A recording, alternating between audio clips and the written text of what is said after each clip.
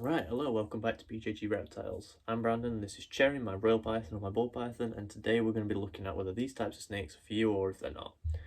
So I'll go right out there and say if you're an advanced keeper, you probably either already have a ball python or you don't want one. This is just simply because they can be quite boring compared to other snakes that are a little bit harder to keep. But for a first-time keeper, they are a relatively big snake, a relatively heavy-bodied snake for a first-time keeper, and they can be quite interesting, especially if you're a night owl. Now, that's the first thing I should mention. They are nocturnal, so if you're looking for something that you can handle during the day, these are perfect because they're not going to be very active, so you can just grab them. And now, if you're looking for something that's more of a display animal, I wouldn't suggest these because they're not as active as other species. So I've got a corn snake up there. If you're looking for something that's a little bit more active, a corn snake. Yeah, okay, fair enough.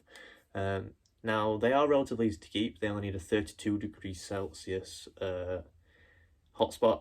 Now, I'm not sure what that is in Fahrenheit. It's like 90 something, I think. I'm not sure. They also need around 60% humidity. So in the UK, that's pretty much just a Viv. That's okay. So you might have to spray it down when they're in shed, but that's about it. Now, they don't need anything specialist like a damp hide, like a hide with moss in or anything like that. They just need a basic day and nighttime cycle, so don't use natural light, use an LED if you can. They can work on a heat mat or overhead heat. Now, if I'm going to suggest, if you're keeping them as a pet and you can afford it, definitely get the overhead heat.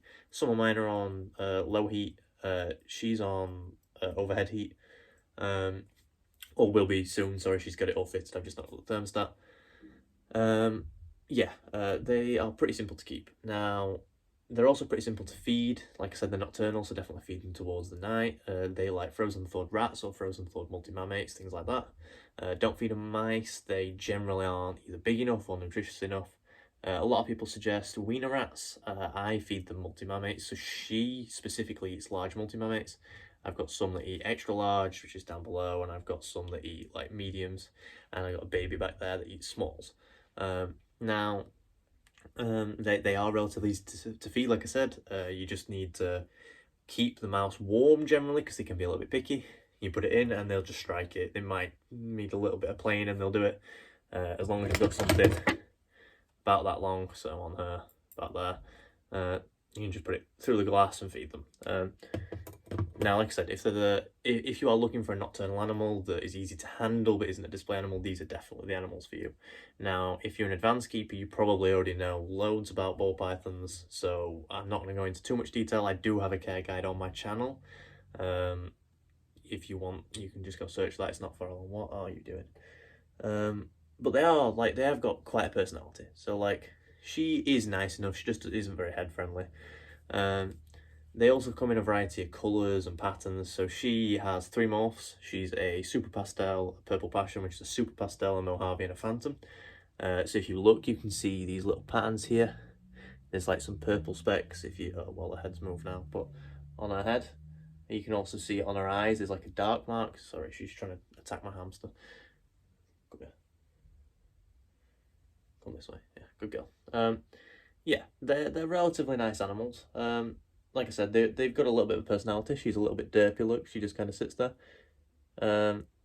But they are relatively boring animals. As you get into the hobby, you realise that these animals probably aren't all you want to have. They can be quite interesting at times, but there are definitely animals that are more interesting. For instance, I've got some leopard geckos, they're always out. I've got a tarantula in this Viv, she's always out. These tend to be hidden until night and then they might be out. She, for the last 2 nights, is well, literally for the last 48 hours, hasn't moved out of her rock hide. She just wants to be on the hotspot. It's a little bit colder than it usually is. It's on about 30 degrees Celsius rather than 32. But like I said, that's fine. You need kind of a gradient anyway. It's around 26 at the other end of her Viv. I've purposely done it so that Henry up here, which is my king snake, has his hotspot on the other side, so a little bit of the heat comes through and it creates kind of a gradient. An easier way to do it and a cheaper way to do it, basically. Now, if money is a problem, the normals do come at like 30, 40 pound, Great British pound. She's worth a little bit more because of obviously how many morphs are in there. You can get some that are like worth thousands of pounds. But if you're looking for a first time snake, they are relatively cheap as babies. If you just literally get one like this guy back here, I will show you the Viv he's in. This guy here, he's only a baby. He's well, I say he's only a baby, he's only small. He's a male, he's a yellow belly lesser, and he's possible het albino, and I picked him up for £50. So that gives you an idea on what normals are like, considering that's a 2-morph, possibly het for a third. Yeah, you can get even just some 1-morph ones that are a little bit brighter or a little bit darker for pretty much the same price. So it's a very, very, very cheap snake for a first snake. The setup isn't too bad. You just need something like Lignocell for the base substrate, a heat mat or a heat lamp. Make sure you've got the appropriate thermostats on that. Obviously, like I said, I've got a care guide. Go look at that if you want, and also go do your own research so that you're not just relying off some random person on the internet. You also need some hides. So mine's just got a revamp. So she's got 2 fake plants. She's got one on a water bowl, one on the hot side. She's got a big dog bowl for a water bowl. She's got a big tube of cork bark. She's got a hamster hide, a big pink one, and then a rock hide. She uses all of those. Generally, she's on the rock hide on the hot side. But I do often see her go and drink at night and go and explore over through the plants. Now, that is another thing. I definitely wouldn't suggest live plants for these because, like I said, they are a little bit heavy-bodied, so they can kill some live plants. Whereas all the plants in there are plastic, so it doesn't matter if they get squashed. They're only a couple quid. I can just replace them, or I can cut off the bits that are damaged, or I can, just bend it out if she's bent it. Obviously, with live plants, that's slightly different. So if you're looking for something that you want a nice done-up viv with flowers and plants, these aren't the snakes for you. Now, if you'd like some more recommendations on first-time snakes, I would suggest a king snake, corn snake, maybe a hognose. And if you're wanting a first-time reptile, leopard geckos are also pretty good. Crested geckos are good. Now, I'd lean towards leopard geckos because they're a little bit more active and they're a little bit easier to see, and they can come in brighter colours and they can be relatively cheap. If you're looking for a diurnal snake, so snake active in the day, there are definitely some king snakes that are quite bright coloured, and some of them are diurnal. Some of them are active at dusk and dawn. I can't remember exactly what the name is for that. They are also better than nocturnal animals because when you get up, they're there. When you're going to sleep, they're there. Whereas these are awake in the dead of night. Now, I'm up till like 3 in the morning, so I get to see everything they do. And they are quite entertaining at night. They climb, so definitely give them the opportunity to climb if you can do. And they also, are very pretty animals. Like I said, she is gorgeous. So overall, if you're a first-time keeper, yes, I do genuinely think that these are brilliant animals.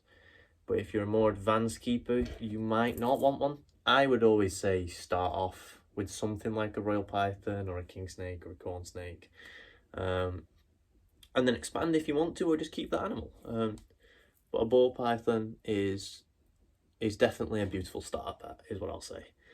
But yeah, if I've missed anything, I think one thing I missed actually is they are terrestrial. So they're not semi-arboreal or arboreal, but they do climb if given the opportunity to, especially if they are male. I've noticed that a lot more. I've got a male that's above the camera. He uses this branch I've got all the time, whereas she will often go around the spots I've got for her to climb. She won't go over them. They are terrestrial, like I said, so mat heat is fine because they will often be under rocks or in rocks, but they will use the opportunity to climb if you give it them. So I definitely suggest putting a log in there, or maybe a platform to sit on, something like that. A little bit of enrichment every now and then is fine too, so move the viv around when you clean it. Always make sure to spot clean, change the waters regularly. People say daily, I sometimes forget, sometimes mine's every other day, every 3 days. As long as the water is clean, that is fine. If it's got urate or if it's got poo or shed or substrate, then you want to change it. That's just a general rule of thumb. But yeah, I think these are brilliant animals, and yes, I think they are most likely going to be the animal for you. But that is it for this video. Thank you for watching. I've been Brandon, this has been Cherry, and I hope to see you next time. Thank you.